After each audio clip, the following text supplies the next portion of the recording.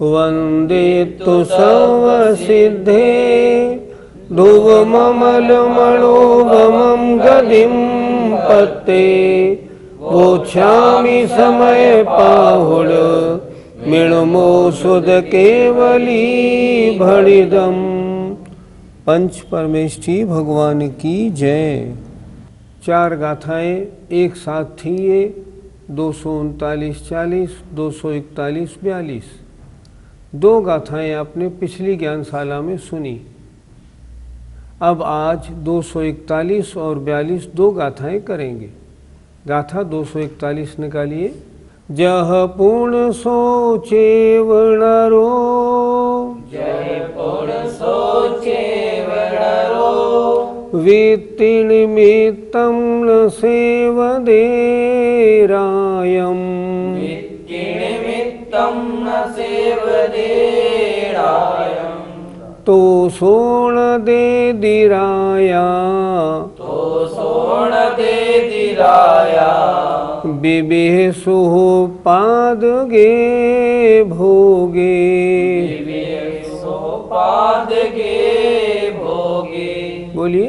जय पूर्ण सोचे वणरो, वित्तिनिमित्तं न सेवदेरायम्,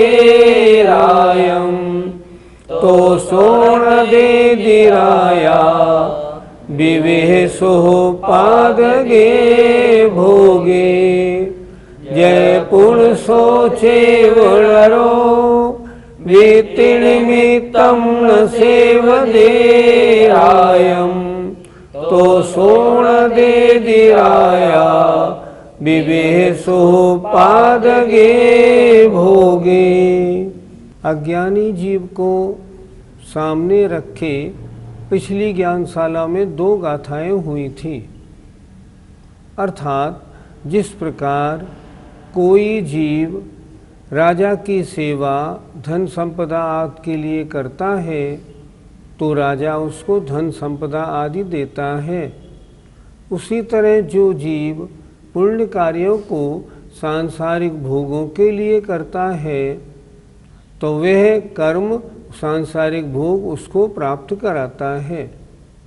अब यहाँ से विपरीत दृष्टि अर्थात ज्ञानी की हालत कैसी होती है, ज्ञानी जीव कैसे होते हैं, वो आगे 2 गाथाओं में बताएंगे। आइए इसके एक एक शब्द को देखते हैं। जह जैसे, पूर्ण माने पुनः, सो माने वही, णरो माने पुरुष। जैसे पुनः वही पुरुष, कौन सा पुरुष? जिसने राजा की सेवा धन प्राप्ति के लिए की थी। वही पुरुष वित्त निमित्तम, धन के निमित्त, रायम न सेवदे, राजा की नहीं सेवा करता है। पहले उसने राजा की सेवा की थी धन के लिए।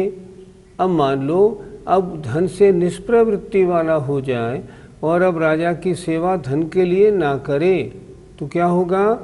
तो सोण दे दिराया, तो वह राजा, राया माने राजा, न दे दी नहीं देता है। बिह सुह पादगे भोगे, बिह माने नाना प्रकार के, सुह पादगे सुख को देने वाले भोगों को। जब राजा की सेवा कुछ प्राप्ति के लिए की गई थी तो राजा ने भी उन विभिन्न सुख देने वाली वस्तुओं को प्रदान किया था। अब ज्ञानी है और अब उसे सुख उत्पादन करने वाली वस्तु नहीं चाहिए और राजा की सेवा करेगा तो राजा क्या उसे सुख उत्पादक वस्तुएं देगा? फिर क्यों देगा? फिर नहीं देगा। एक बार मालूम पड़ा ये नहीं लेता है तो राजा भी फिर उसको नहीं देता है। फिर एक बार देखें, जैसे पुनः वही पुरुष जिसने, कौन सा पुरुष? जिसने धन के लिए राजा की सेवा की थी, वह धन के निमित्त न सेवदेरायम, राजा की सेवा नहीं करता है। तो सोण दे दिराया, तो वह राजा भी उसे नहीं देता है विविध माने नाना प्रकार तरह तरह के सुहपाद के सुख को उत्पन्न करने वाले भोगों को। जब राजा की सेवा पैसे प्राप्ति के लिए किए जाएगी तो पैसा मिलेगा, नहीं तो नहीं मिलेगा। फिर तरह तरह के सुख उत्पन्न करने वाले पदार्थ राजा क्यों देगा? क्यों? क्योंकि उन्होंने उसके लिए उसकी सेवा की ही नहीं है। अर्थ देखें, पुण्य जैसे वही पुरुष धन आजीविका के लिए राजा की सेवा नहीं करता तो वह राजा उसे सुख देने वाले नाना प्रकार के भोग नहीं देता है। गाथा 241 का पद्यानुवाद। मानो धनाढ्य बनने करता न सेवा, कोई यहाँ नर नराधिप की सदैवा। राजा कभी न मनवांछित संपदाए, देता उसे सुखद पूर्ण विलासताए। अगर कोई धनाढ्य बनने के लिए राजा की सेवा नहीं करता तो राजा भी कभी उसको मनवांछित संपदाएं नहीं देता है। आइए गाथा नंबर 242 देखते हैं। एमेव सम्मदिट्ठी, एमेव सम्मदिट्ठी, विषयत्थं सेवदेन कम्मरयम्, विषयर्थं सेवदेन कम्मरयम्। तोषोणदेदिकम्मम्, तोषोणदेदिकम्मम्। विविहे भोगे सुहपादे, विविहे भोगे सुहपादे। बोलो। एमेव सम्मदिट्ठी, विषयत्थं सेवदेन कम्मरयम्। तोषोणदेदिकम्मम्, विविहे भोगे सुहपादे। एमेव सम्मदिट्ठी, विषयत्थं सेवदेन कम्मरयम्। तोषोणदेदिकम्मम्, विविहे भोगे सुहपादे। एक एक शब्द का अर्थ देखिए। एमेव इसी प्रकार, सम्मदिट्ठी सम्यक दृष्टि जीव, विषयत्थम विषयों के लिए, कम्मरयम कर्मरूपी राजा की, न सेवदे नहीं सेवा करता है। कर्मरूपी राजा का सेवन का मतलब जो कर्म उदय में आए हैं उनके फल को भोगता तो है, लेकिन विषयों की वांछा के लिए नहीं भोगता। फिर देखें, इसी प्रकार सम्यक दृष्टि जीव विषयों के लिए कम्मरयम कर्मरूपी राजा की न सेवदे सेवा नहीं करता है। तो क्या होता है? तो सोण देदि कम्मम, तो वह नहीं देता है कर्म भी, विविहे भोगे नाना प्रकार के भोगों को, सुहपादे सुख को देने वाले। तो वह कर्म भी नाना प्रकार के सुख को देने वाले भोगों को उसे नहीं देता है। फिर एक बार देखें क्या कहना चाह रहे हैं। सम्यक दृष्टि जीव ने कर्म के फल का भोग किया, ये सोच के नहीं कि मैं इस तरह करूं ताकि अगले जन्मों में मुझे सांसारिक सुख और भोग मिले, इसलिए वो नहीं करता। तो कर्म भी उसको तरह तरह के भोग नहीं देते। फिर देखें, इसी प्रकार सम्यक दृष्टि जीव विषयत्थम विषयों के लिए कम्मरयम कर्मरूपी राजा की न सेवदे नहीं सेवा करता है। तो सोणदेदि कम्मम, तो वह कम्मम माने कर्म भी उसको नहीं देता है। विवेह माने नाना प्रकार के, भोगे माने भोगों को, सुहपादे सुख को देने वाले भोगों को। जब उनके लिए वो कर्म नहीं करता है तो उनको उस सम्यक दृष्टि को उन सांसारिक सुखों को देने वाले भोगों की प्राप्ति भी नहीं होती। अर्थ देखें, इसी प्रकार सम्यक दृष्टि विषयों के लिए कर्मरूपी राजा का सेवन नहीं करता तो वह कर्म उसे सुख देने वाले नाना प्रकार के भोग नहीं देता है। पंडित जी, सांसारिक सुख मिलने पर क्या सम्यक दृष्टि उनको भोगता नहीं है? सम्यक दृष्टि की कथा बड़ी विचित्र होती है। अगर सम्यक दृष्टि मनुष्य कोई यहाँ से मर के देव पर्याय में उत्पन्न होता है तो वहाँ भी भोगों को भोगने की बात तो दूर, बहुत थोड़ा ध्यान देता है, लेकिन पूजा में, अनुष्ठान में, तीर्थंकर भगवान की दिव्य धुनी सुनने में निरंतर उसका मन लगा रहता है। कारण पूर्व भव के संस्कार, जैसे संस्कार देंगे वैसा ही तो कार्य होगा। अब सम्यक दृष्टि ने जो पुण्य बांधा है, भोग भोगने के लिए नहीं बांधा, भोगों की प्राप्ति तो उसको स्वयं होगी ही होगी, क्योंकि भोग सांसारिक सुख तो पुण्य के चेहरे हैं। एक जगह में था, एक शास्त्र निकाला मैंने नागपुर के मंदिर में, शास्त्र को मैंने खोला, उसमें लिखा था एक भक्त जल्दी जल्दी मंदिर आया और मंदिर में सुबह ही 6 साढ़े 6 बजे 3 परिक्रमा दे के जल्दी जाने लगा। तो उस शास्त्र में ऐसा लिखा था। तभी जो मूर्ति विराजमान थी उसका हाथ ऊपर उठा और उसने कहा सुनो। वो भक्त ने देखा, अरे आज तो भगवान बुला रहे हैं, मैं रुक जाता हूँ।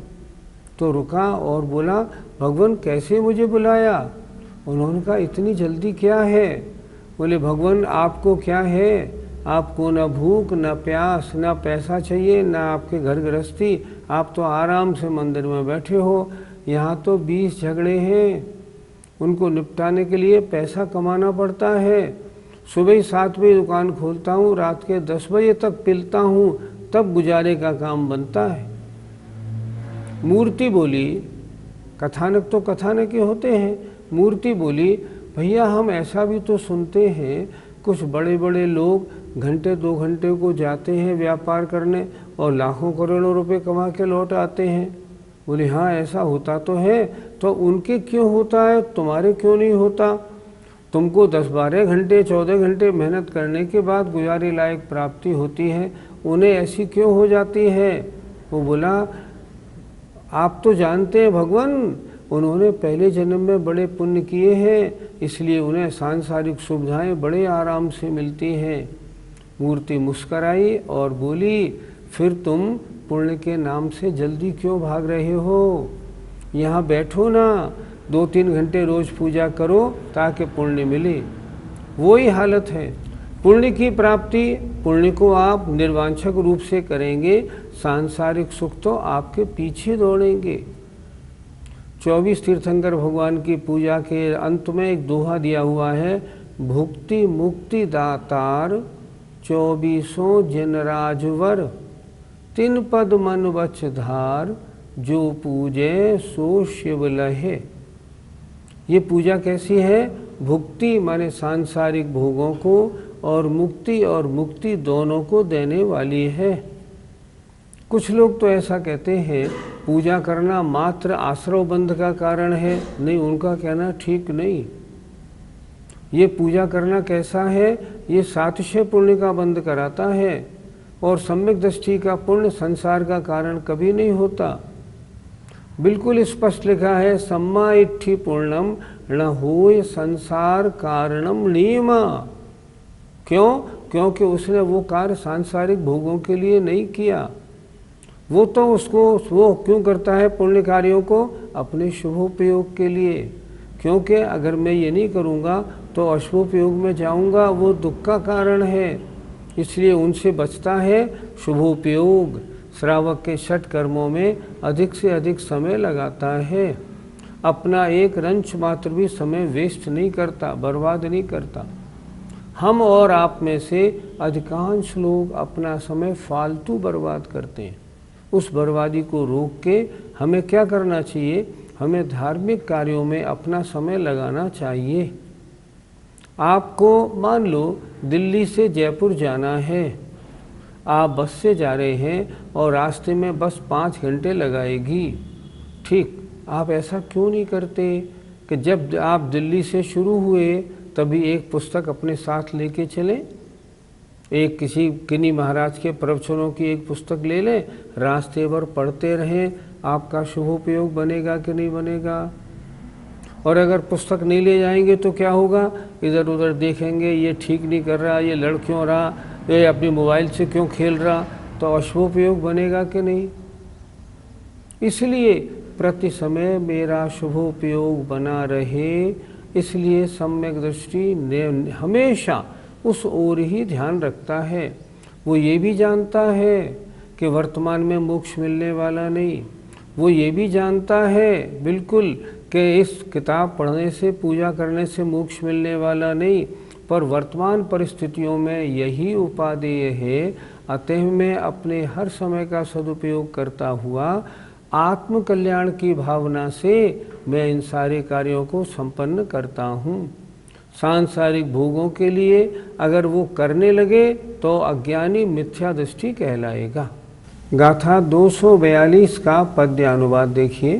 साधु विराग दृगपा निज मेल सेवे, ना कर्म को विषय सेवन हेतु सेवे, तो कर्म भी न उनको सुख संपदा दे, तो कर्म धर्म पर ध्यान अते सदा दे। कर्म भी उनको ऐसी सुख संपत्ति नहीं देता जिसमें वो उलझ जाएं। इसलिए क्या शिक्षा दे रहे हैं, हे भव्यात्मन, तुम भी हमेशा कर्म और धर्म इन दोनों पर ध्यान दो, अच्छे कर्म करो और धार्मिक कर्मों को करो। जय जिनेंद्र।